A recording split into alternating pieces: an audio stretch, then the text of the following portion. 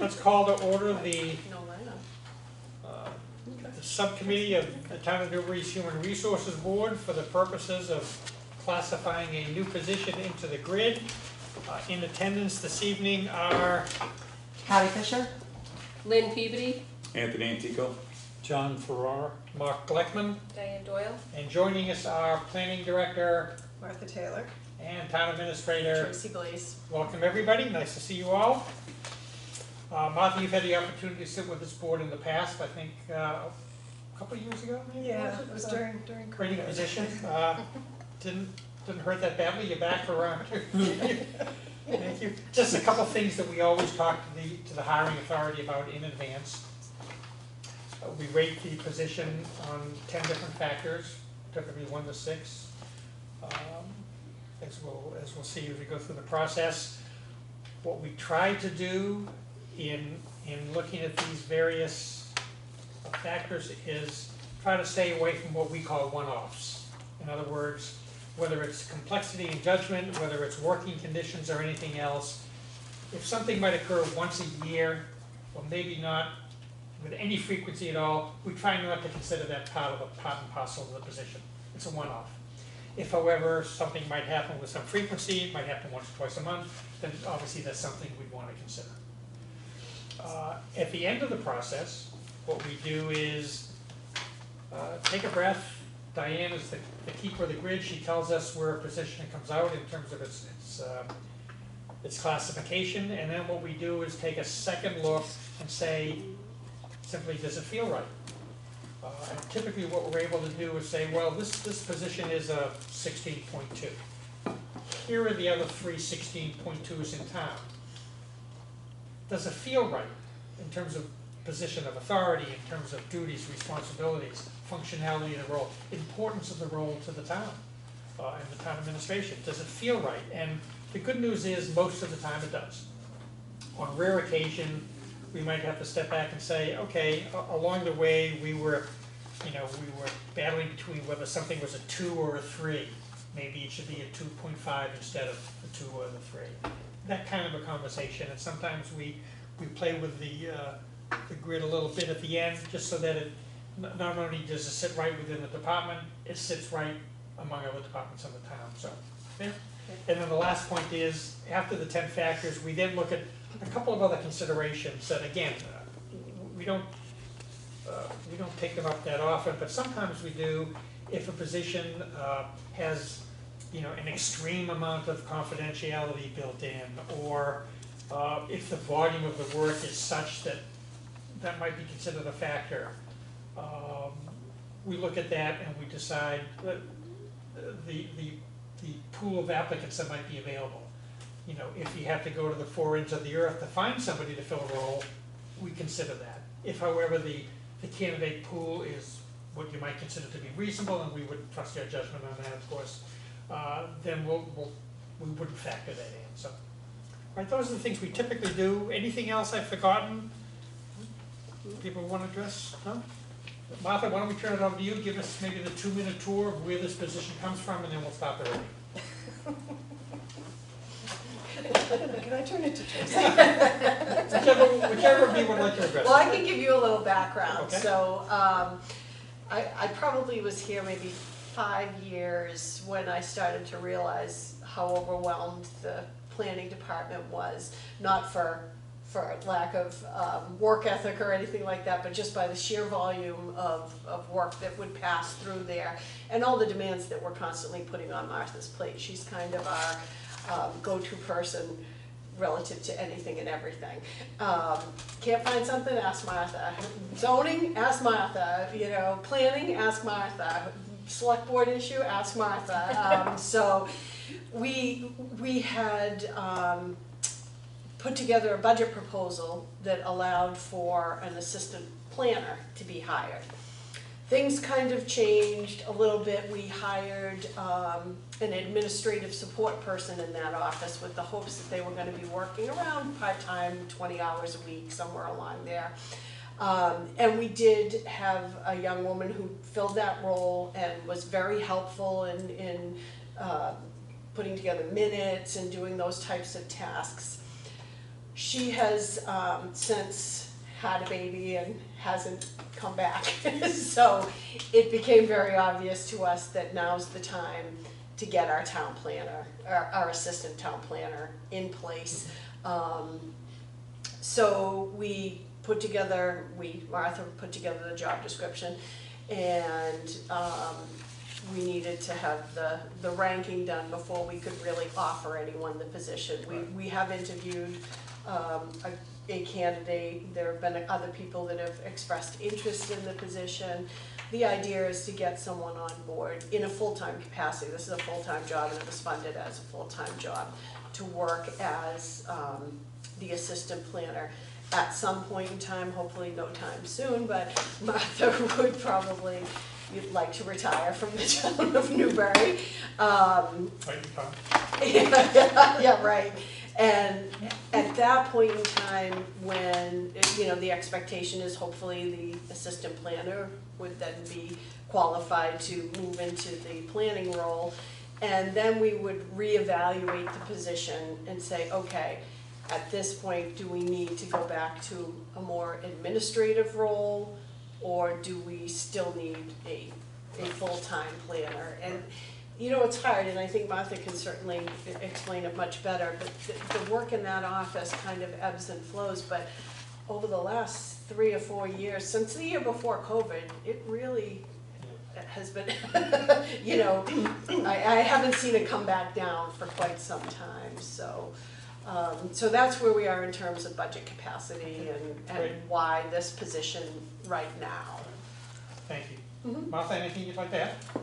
So just kind of picking up on what Tracy was just saying, the workflow itself, a lot of it is really dependent on the applications that we get, because we deal with subdivision applications, simple plans for dividing land, special permits, site plan review, all of those things. Sometimes it's very contentious, so we'll be dealing with ongoing public hearings. During COVID, we actually had 9 active applications, public hearings going on at once, and so we were scheduling extra hearings, and some of them were extremely contentious and complicated. Fortunately, that has dipped down, but there are a lot of other long-term planning efforts that we want to do, and I was actually talking to Larry Murphy. We're in the process, now of trying to finish the master plan update that we started a number of years ago, and Larry was reviewing our draft implementation plan over the weekend, and he said there are an extraordinary number of things on this that are allocated to either the planning board or the planning department, and so basically it's all together. So, even if we're not dealing with applications, and as soon as we do, some of that long-term planning gets set aside, but other than that, there are a lot of things that the office and the board would like to be doing in terms of, zoning amendments. We're working with town council right now on recodification of the zoning, and A lot to do. A lot to do. Once the master plan is done, we'll be jumping into the open space and recreation plan update and hazard mitigation, and some of that is just on the department. It's not planning board, but it's on the department, working with Merrimack Valley Planning Commission on some of that. Housing production plan is starting up again. Right. So. Great. Thank you for that. Let me open it up real quick before we get to the first piece of the classification. Any questions, clarification needed from any of the board members? No. Seeing none, let's dig in. You've got a copy of the factors? I actually don't. Okay, you can, you can. Please get them. Okay, hopefully I've got them in the right order here. The first factor is complexity, including judgment and decision-making.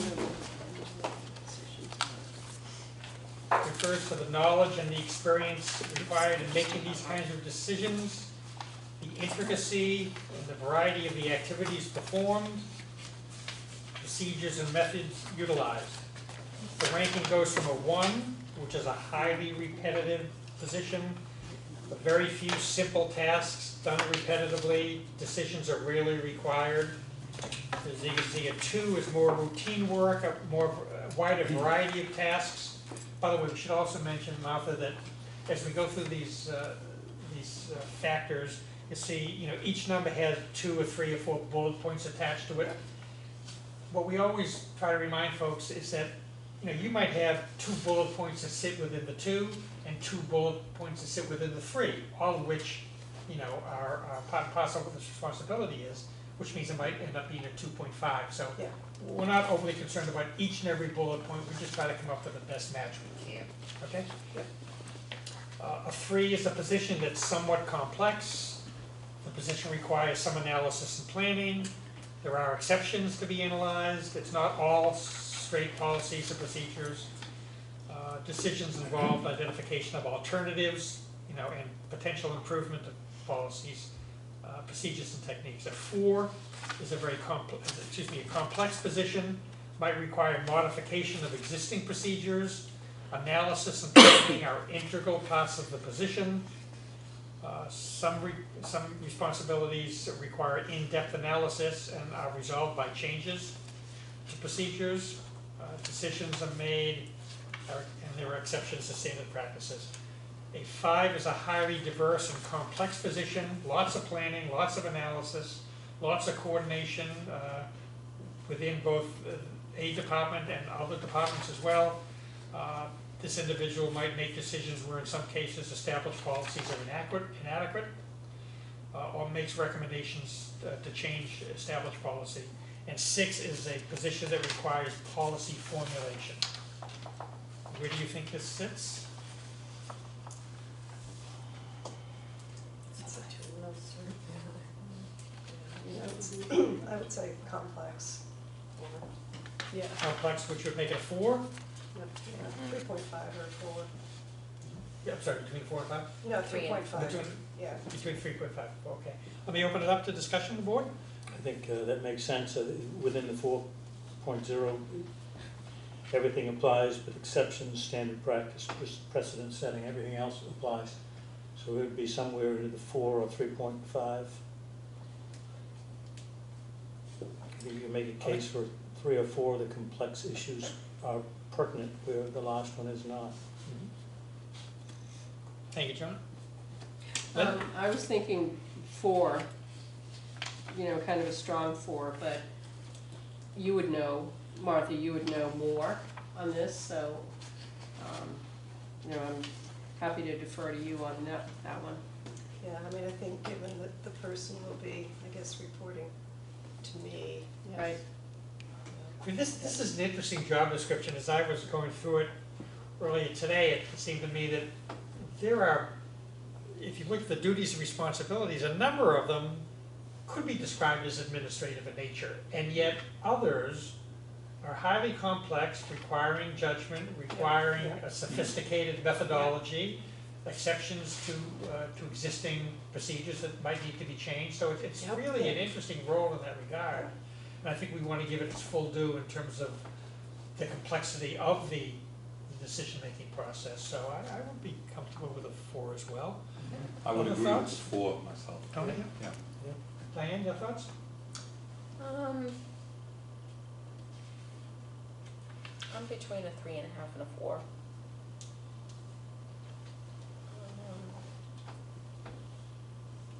Guess I could go with a 4. The one that sticks out is the decisions are made are exceptions to standard practice and our precedent setting.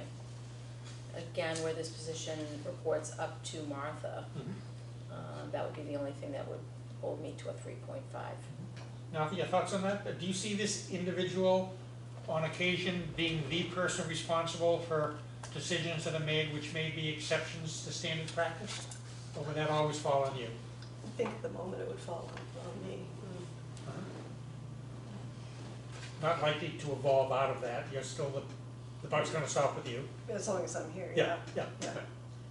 Okay, so that would mitigate to potentially a 3.5. Other thoughts? You know, if the rest of the folks feel strong enough about a 4?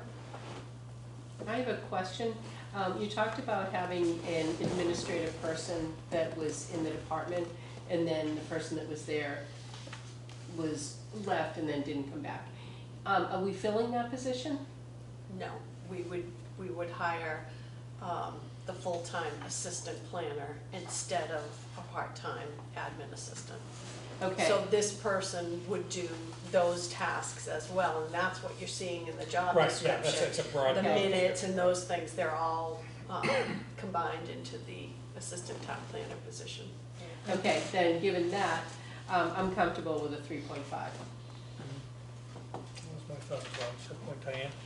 Any other discussion? If not, we'll vote on our number. Patty, your number?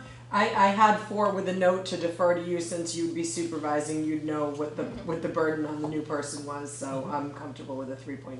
Okay, Lynn, 3.5. Tony, 3.5. John? I think, again, the last under complex is the only one that applies, so 3.5. I'm fine with 3.5. 3.5 it is, thank you all. Good conversation. Next factor is education. I think that's pretty straightforward. You talk about a bachelor's degree. This is the point in time we always ask the hiring manager whether, in your mind, the bachelor's degree is a strong preference or a prerequisite. I mean, in this case, I would say a prerequisite. Okay. Agreed. Thank you.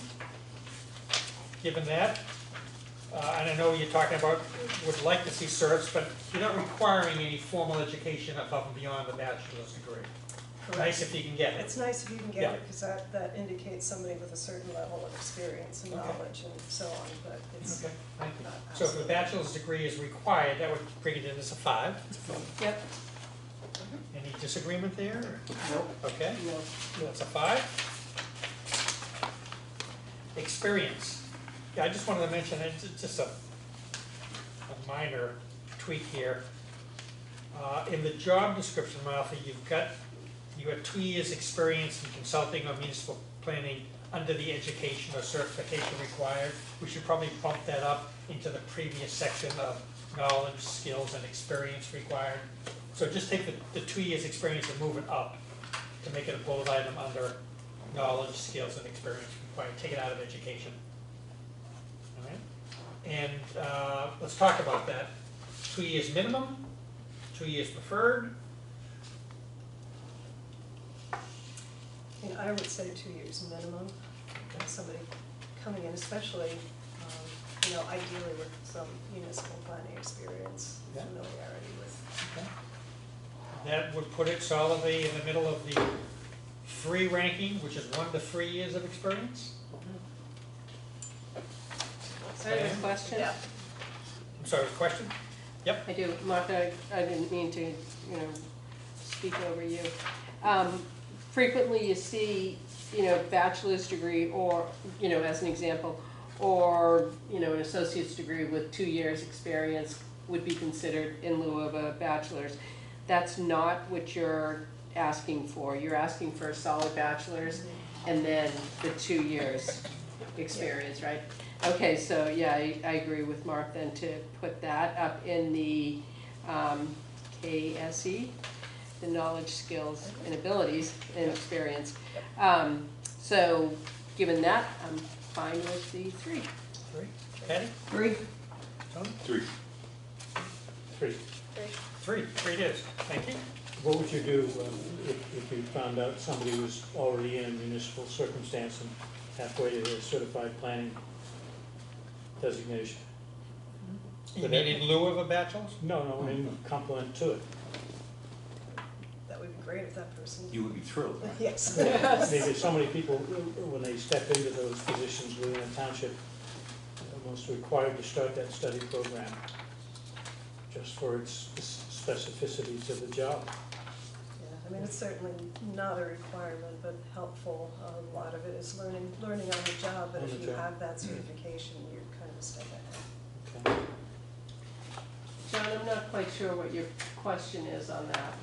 Well, if somebody's already in a municipal location and wants to come to a quiet town on the North Shore of Boston, and they're in the midst of going for their American Institute qualifications, and they already have a bachelor's degree.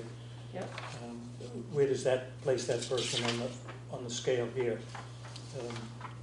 Just beyond experience, that sort of experience, not measured by months and years, but by education. What does that revert back to? Education as opposed to experience? Well, because it's not required walking in the door, would really, Yeah. it wouldn't influence the factor Yeah. walking in. I think what John's referring to is that some positions require folks to get that additional cert within 6 months, so within 12 months of accepting the role. You know, again, that would be gravy for you, but you're not requiring that. Correct. Okay. Thank you. Independent action refers to the amount of initiative required to perform the duties and responsibilities of the job effectively. This factor also considers the creativity and original thought required by the job, and the amount of direction and control received from you, the hiring manager, or standard practices and precedents. 1, this individual will work constantly under close supervision, detailed instructions and procedures, either verbally or writing or in place. There's really very little latitude to make changes in the work, and this individual will refer all but the most routine questions on to the hiring manager. 2 would be this individual works under less frequent supervision.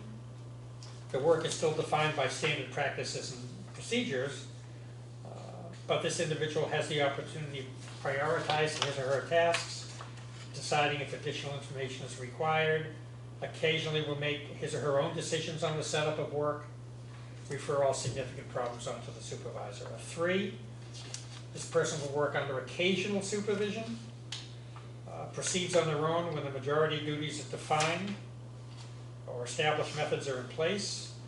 The person will use initiative and or ingenuity to identify potential problems and conduct his or her own research to determine a solution to the problem, but would still refer unusual problems to you. 4, this person works within general guidance and direction, generally carries out plans and activities on their own to attain defined objectives, applies policies and standards that are widely accepted within the occupation or profession. Assignments may involve creative work and or innovation. 5, this person generally works very independently on assignments. He or she will plan or carry out broad assignments of a major department, often involving other related activities. This individual would take action without reference to supervisors, except when policy changes are required. 6, again, that would refer to a policy-making role. What did you see here, Martha? It's a little hard because I see the position, sort of morphing over time. And, in the beginning, I think probably 3. Well, when you say over time, Moving towards a when you say over time, Martha, are you referring to what might happen if and when this person ascended to the, No, even just within the first 6 to 12 months, maybe? right, Okay. right. Depending on the level of experience that person comes in and just getting to be familiar with Right. our process And and your the comfort level procedures with them. Right, Okay. right. So, I Okay. would say starting probably at a 3 and working towards a 4. Towards a 4? So would you say a 3.5? Or Let me not just yet? read 4 again. Plans and carries out plans and activities to attain defined objectives. Applies policies or standards widely accepted within the occupation or profession. Assignments may involve creative work and or innovation. Would you say all 3 of those bullets apply?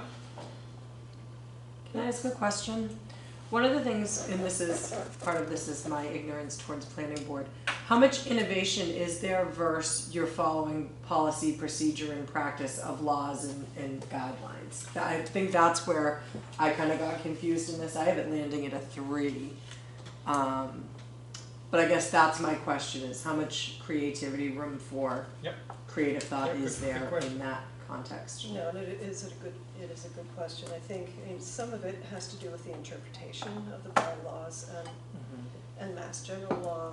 Usually I have a lot of discussions with town council about these things and, so, I'm not going way out in left field and coming up with my own interpretations, but it's not necessarily all cut and dry. There's a lot of gray zone. Okay. I think I factored that more in under consequence of errors, thinking of that piece than this piece. So, That's why I If came you up look with at the three. first two bullet points in 4, plans and carries out plans and activities to attain defined objectives, or definitive objectives, and applies policies or standards widely accepted within the occupation or profession. You know, I think it seems like both of those would apply here. Yep. And I think this refers as much to the degree to which this person works independently as opposed to works, you know, to create new policies and procedures, right? Will this person be fairly independent on a day-to-day basis, would you say? You know, I think it will vary, but, you know, my hope would be yes. And as Tracy just mentioned, they're, you know, sort of long-term planning things, Right. Climate change, sea level rise, and that kind of stuff, Right. or some, you know, creative thinking and that Right. Okay, helpful. thank you. Other thoughts? There's a lot of independent activity, and a lot of direct contact with the township, the stakeholders, and of you know, the compliance locations. Understanding the bylaws and the outside contact that we have to deal with under Mass General laws. But a lot of autonomy, but under pure direction, so somewhere around a 3.5. Hey, one thought, Mark, in the job description on the second page, I had a little eyebrow-raising situation myself, because the sentence begins, track, review, and approve building permits. And this is for, certainly that's your bailiwick, but is this going to be something to give your assistant? It could be, Yeah. again, what happens is the building commissioner will flag certain permits if it's related to a land use decision, like a subdivision or something Okay. like that, and then it would be reviewing that building permit application within that context. I mean, I'm not issuing, or this person would not be issuing the building permits, but would be Okay. advising on whether the conditions have been met to allow that permit to be issued. And I'm not sure, like, I keep reading it over again, everything bulleted in 4, I think this person would be doing, it doesn't mean there wouldn't be some supervision over it before the final product is released. Right. Martha would still have eyes on it, but I think until that point when it was ready for prime time, the assistant would be following through with all of those items, those bulleted items. Right. Okay. Other thoughts? Diane, what say you? I had this originally at a 3, but I think it's probably close to a 4. I have it as a 3.5.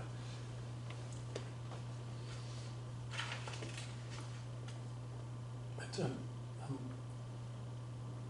as I said before, 3.5 is where I came down. Tony? I can see it as a 4. Okay. Lynn? I was thinking 3.5, but when you said 4, I was thinking that's where I was originally headed. You know, planning is kind of a big deal, right? And so, I could go either way. How about a 3.75? We're not splitting that many hairs tonight. That's a precedent setter. We're gonna have to hold you either a 3.5 or a 4. You know, you make an awfully good point when you look at page 2 in the second paragraph. The litany, the listing is replete. Assist the director with planning and development issues, assist, open space, recreation, housing. The word planning is in there 9 times. Oh, sure. I mean, that is a large testimony for 4. I think The issue, I think, is the definition of the word planning in that context. Yeah. So, but in any event, And assist, because I started out with a 3 and Yeah. I could be talked up to a 3.5, because when I read this, I look at it as kind of all of this is under the supervision and direction of you. So none of this is going, you know, to press Right. unless you're putting your seal of approval on it. So that's Mhm. why I think I'm a little bit lower than everyone else, because I can't imagine this assistant position is executing things without your eyes on it first. And Right. maybe that's Right. just my No, my Exactly, hierarchy yep. experience, you know, my chain of command kind of mindset. Yep. But I just, you know what I mean? Yeah, I just yeah, absolutely. I think that's why I'm Okay, lower. let's, only because it's taken this, let's go around the table again and let's take an official vote on it. Diane? 3.5. 3.5. 3.5. 3.5. 3.5. 3.5. Perfect. It's a 3.5. Look how easy that was. One little more comment, Martha, when you mentioned climate change, sea levels, things like that. You know, so in the future, I think that if this job, if your whole planning department, you know, were to evolve into even more responsibility, you know, I think that it would be something to consider. Do we still have this graded appropriately? Right, yeah, and there's always the opportunity to come back to this board again. Yeah. By the way, just, only because somebody highlighted that line. The bullet, it's not a bullet point, but the line says task, track, review, and approve building permits. That actually shows up twice, once at the bottom of the first page, and then again at the top of the second page, so you just wanna get rid of it once. Do you see that? I've got, at least in my copy of it, I've got track, review, and approve building permits at the bottom of page 1, right under pursuing and administering grant opportunities. Or maybe others have it taken out. You see that? Or am I the only one that has the copy that way? Point to where you have it. Track, review, and approve building permits. Yep. And then, I don't again, see track, that. review, and approve building I permits. think I only see it on the You only see side. one, so maybe No, just my only copy. got I see one. Okay, Yeah. maybe it was Your changed. font is different, Yeah, obviously, okay. so it's a different page. Never mind. Thank you. Okay, consequence of errors. This factor assesses the likelihood and the probable effect of errors. It considers who's affected. Is it just the department? Is it a unit within a department? Is it an entire department? Is it the entire town? Could the public be impacted? And the extent of losses to the town which could result from inappropriate decisions or judgments. Is it a normal versus an extreme error? You know, however, the possibility of serious consequences might exist. How easy is the error to correct? 1, errors are readily detected, the costs and the impact are minimal, and easily corrected. 2, errors are probably detected by others within the work area. It may result in brief delays in services or tasks. The cost could be somewhat notable as it relates to materials that might need to be replaced or equipment. There could be a slight loss of credibility to the unit of the department. 3, errors can affect the work of others but are generally not damaging to the town or to the broader population. Errors are detected and corrected before they become serious. It may cause a more significant loss of time. And errors could have an adverse impact on public and or employee relations. 4, errors can cause substantial identifiable losses. Losses to the town beyond damage and waste as a result of inadequate planning may cause substantial delays in services or programs. There could be a deterioration in public or employee relations. Errors could result in physical injury resulting in lost time.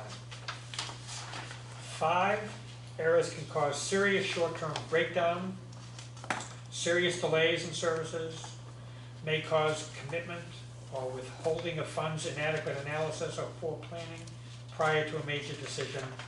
6, errors would cause long-term negative consequences to the town. And I kind of refer to what Patty was just speaking about a couple minutes ago, which was consequence of errors. And so my question would be, what's the likelihood, given the relatively close relationship of supervision you're going to have, what's the likelihood that this person could make an error that slips by and could cause, you know, what you would define as, you know, a reasonable amount of damage, whether it's physical damage, whether it's perception damage, credibility, reputation? How will that work? Yeah, that's a good question. I mean, since I'm ultimately responsible, it, you know, it lies with me. If there's an error in my department, that could be very serious, actually. Right. But we talked earlier about the fact that sometimes this person will work somewhat independently, but does that still mean that the results of that independent work still always go by your desk, which is what Patty was referring to Right, earlier? right. I get a sense that most of the responsibility in the conduct with the public and with institutions isn't glacial, but it's over time. So there's a lot of checks and balances within that stretch of time where anything that this individual initiates is going to be laid bare time and time again, so the likelihood of real damage is mitigated. It's going to get caught. Well, it would be going by me, and if it was, Yeah. you know, more Yeah. substantial, it Yeah, I would be mean, going by council. This person's gonna have a lot of interface with lots of the public. Right, So, you know, in terms of communication, and we'll get to contacts in a minute, there's always the chance something could break down there. But I think what we're referring to is identifiable decisions that are made that may be subject to concern or, you know, could end up consequence of error. So that's not likely to happen, given that anything of substance is coming to you, other than the interpersonal piece of it. Is that fair? it should, I mean, Yeah. what do you, I Okay. think so, Yeah. you know, unless there were some occasion when I wasn't available Right. and something had to go out. But that would be But the that would be- outlier. Yeah, that would Yeah. be the outlier, Right. yeah. And it's a question of competence and probity as well, whatever they apply to their work. The competence is what we're discussing, the probity we don't have any idea of going forward. Yeah, I mean, we're looking for a certain level of confidence, Right. so. Right. And So what the do you- oth- I'm sorry. Great, great. I was gonna just add that what they're looking at are proven and required situation, for example, bylaws. How many people would say, oh, I screwed up, I didn't see that bylaw, I mean, or whatever, zoning laws, mass general laws, it's a very, the plan is there for you, you just better make sure you read it all, but ultimately, if there's a question, you've got town council, you know. But what you really don't wanna have is a situation where there are constant appeals down the road. Right. That's something you really want to avoid, but if it's there, you have to do it. But, so it's not like just the person going out mixing the wrong color paint kind of a thing in public works, things like that, so it's very different. Your thoughts? I think, you know, if it was relative to planning, it would be 6 all day long, but where it's an assistant planner with supervision, I see your point, and I, you know, look more of a 2 or a 3. Because hopefully it would be caught before it would get beyond. That's Yeah. the intention. Yeah, yeah. Let's go around the table. So I had a thought on this, about your capacity, you know, to have an assistant working with you. While it sounds like a good idea at the time, right, it's gonna be a lot of work for you to have oversight of this position, you know, I mean, that's actually you doing 2 jobs. And my hope would be that the assistant is going to become competent so that your oversight becomes less and less. So I'm thinking a 3. Thank you. That's the Patty? goal. I had it landing between a 2 and a 3, because of that.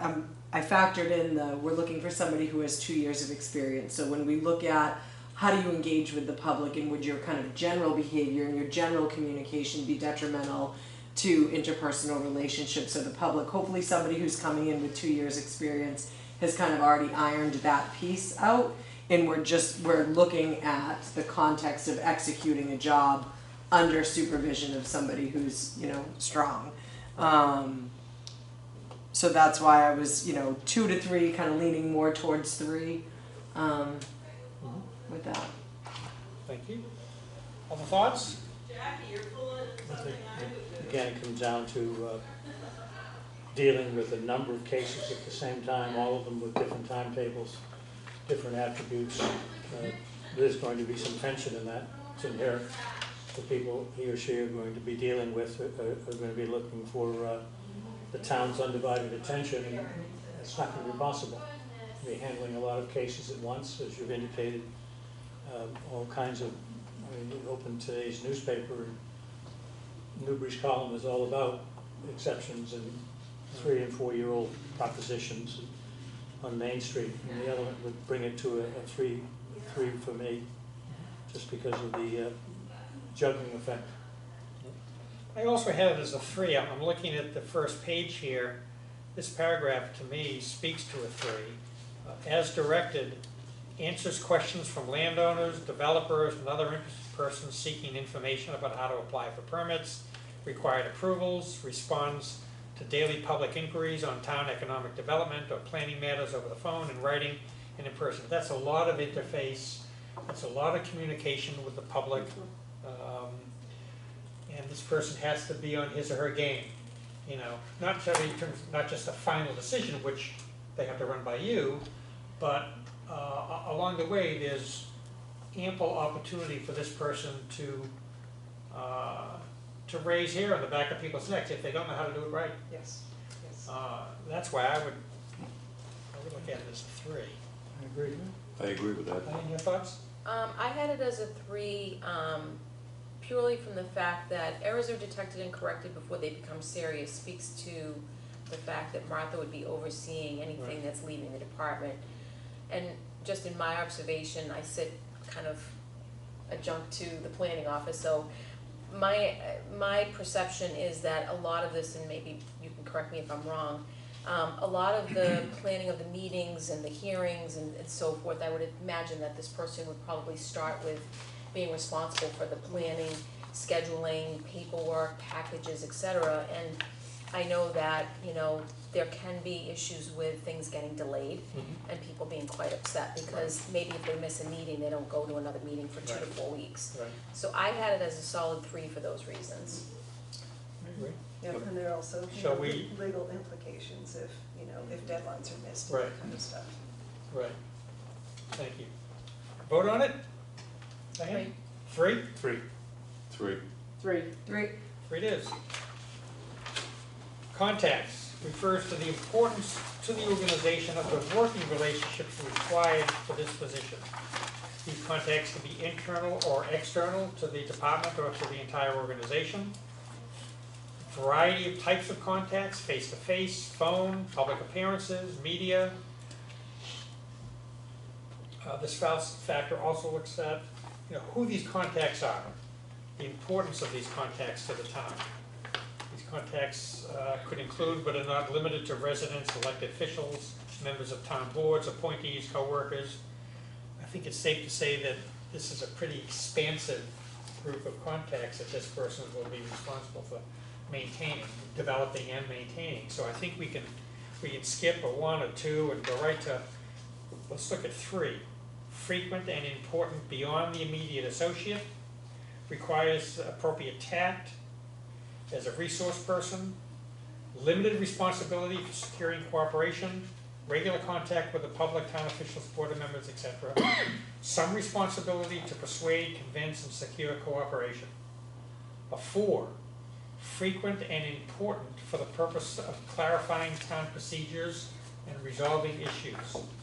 Requires the use of strong interpersonal skill to clarify issues and to communicate effectively. Requires in-depth professional knowledge of the subject being discussed. A 5, frequent and important, often around a topic of deep personal concern for an individual stakeholder. Tax abatement, compliance with state and federal regulations. You're certainly all over that in this department. 5 would require advanced communication skills, tact, persuasion, presentation skills. Successful resolution will result in a stakeholder feeling respected and heard, even if the ultimate decision goes against the stakeholder's personal interest. 6, contacts are vital to the viability of the town. The handling of matters are important to a wide variety of group stakeholders. Contacts require constant maintenance and development to avoid being blindsided. Your thoughts, Martha? I would say it's between a 4 and a 5, really. Sorry? Between a 4 and a 5, Between a 4 and a 5, really. okay. Elements of both, Mhm. okay. Thoughts, the board? That's a strong plus, yes. Other thoughts? Let's read 4 again. Requires the use of interpersonal skills to clarify the context issues and to communicate information clearly. It requires in-depth professional knowledge of the subject being discussed. 5 requires advanced communication skills, and successful resolution will result in the stakeholder feeling respected and heard, even if the ultimate decision goes against the stakeholder's personal interest. So in this particular role, Martha, while the ultimate authority for the decision-making lies with you, along the way, can you see this individual being the one responsible for a lot of the face-to-face communication and negotiation or whatever else is involved, right up until the point in time that it gets to you? I mean, is this person gonna be front and center? I think that will also evolve as a person becomes more familiar with the job and our Right. processes and procedures and all of that, Right. and the issues. So in the beginning, not necessarily so much, but certainly over time, as the Mhm. person grows into the job, hopefully, yes, So you can see elements of a 5 in there once the person gets his or her feet on the ground. right, right. There? Okay, other thoughts? Well, my sense is the successful resolution stays with Martha at this point. If it gets to the purpose of disappointment and reaction, then it's gonna be on your desk, so I would bring it to somewhere between a 4 and a 5, but not a full 5. Other thoughts? I have it as a 4, 4.5. I like 4.5 after having recently gone through planning and conservation committee.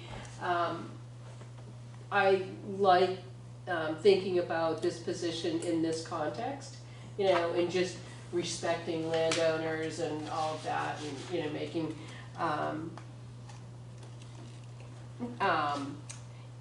making them feel respected and heard, and really feeling knowledge, this stakeholder, the landowner, to feel like this person is knowledgeable about planning and, is also respecting, landowners that are going to be coming with questions. Right. So, I can support a 4.5.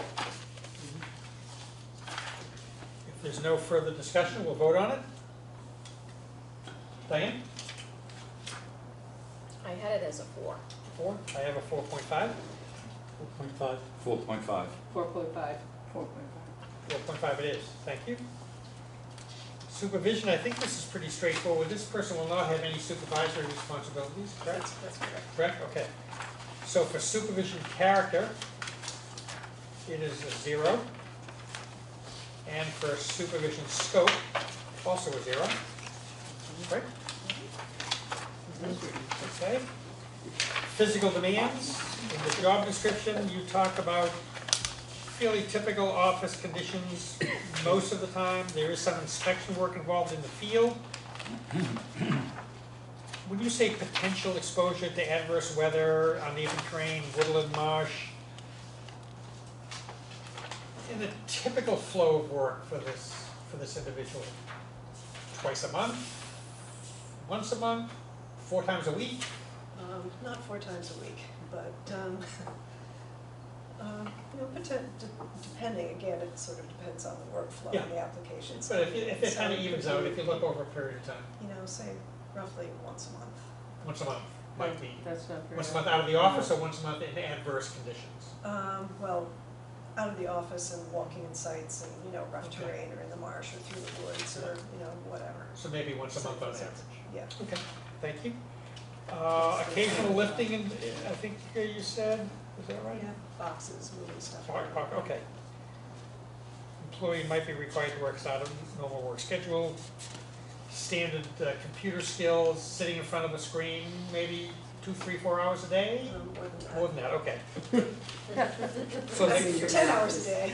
Senior in your office. okay, so there's the potential for some exhaustion from some tiredness based on staring at a screen all day. Right? We always like to factor that in. Yeah. Okay. One is no undue fatigue, a variety of activities of sitting, standing, and walking, visual concentration, less than 20% of the time we're referring to a screen here, a computer screen. A 2, some fatigue, occasional burst of physical activity, usually 20 to 50% of this person's time is spent in front of a screen. A 3, moderate fatigue, some occasional heavy lifting, might be occasional activities causing moderate physical exertion. Visual concentration, visual in front of a screen is greater than 50% of the time. A 4, this person is frequently fatigued, a lot of physical effort, limited opportunities to rest. Occurs as a result of considerable moving, standing, heavy physical effort. Not sure we have to get beyond that, do we? No. I don't think. So where would you have this? And I would say, and this is really physical fatigue as opposed to I'm sorry? other kinds of, this is physical fatigue as opposed to other kinds of Right. stress. Right. But, Where do you see that, Randy? you know, I would say probably a 3, certainly the screen time is greater than 50% of the time, extended periods of sitting. Yeah. A 3 involves activities that could cause moderate physical exertion or fatigue, sitting, standing in a fixed position, typically spending more than 50% of his or her time in front of a computer, which I think you've already said is the case. Yes.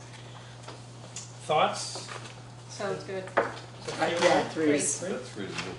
3? Yep. We're agreed on a 3, thank you. Working conditions, the disagreeable aspects of this job. Certainly not working for Martha. That's not disagreeable. Hopefully not. The degree of severity of workplace hazards is considered. 1 is, generally standard office environment, very few disadvantages in terms of the environment, working conditions. 2, generally agreeable conditions, maybe some disadvantages. Environment might occasionally be noisier or dirtier. Bothersome odors, potential accidents or illness, Pardon me. bless you. Let's see. Thank Limited you. to minor injuries, may require occasional outdoor work, you talked about that. A 3, mostly agreeable work conditions, some minor disadvantages are usually present, including potential hazards of materials that are being handled, radioactive and other hazardous chemicals. A 4 is regular exposure to disagreeable elements. I don't think we have to get beyond that, do we? No. No. No. No. So would you say mostly, traditional work environment? I think you said once a month, maybe in the field. Would that bring this to a On average. 2? Yes, yes, Maybe a 2.5? just to follow Jeff into the bush. Where do folks see this? I had this lower, so I'm waiting to hear what everybody else had to say. Well, I said it humorously, Yeah, I work outside all the time. there's not a lot of tract of land, exposure, it's. I mean, I had it as a 2 only because it may Yeah, require occasional Yeah. outdoor work. yeah, Two. 2 sounds good. Two's good. Yeah. Yep, I think a 2 would be reasonable. Yeah. A 1 would suggest this person's never gonna have to bang against a tree or a bush or, Right, Yeah. right. I had the 1.5. Oh, really? Yeah, I like the 0.5. That is the middle of the road. Yeah. I 100%. have it as a 2 just because of the outdoor work. As did I. Which is actually pretty agreeable sometimes. Yeah. John? Yeah. No, I settled in a 2. 2? Tony? Right away. 2? Lynn? I can go for a 2. Okay, 2 it is. And that covers all of the factors, and now we just think about, is there anything that you would consider to be extraordinary here? Extraordinary volume of work, extraordinary degree of confidentiality, accuracy, that's a given.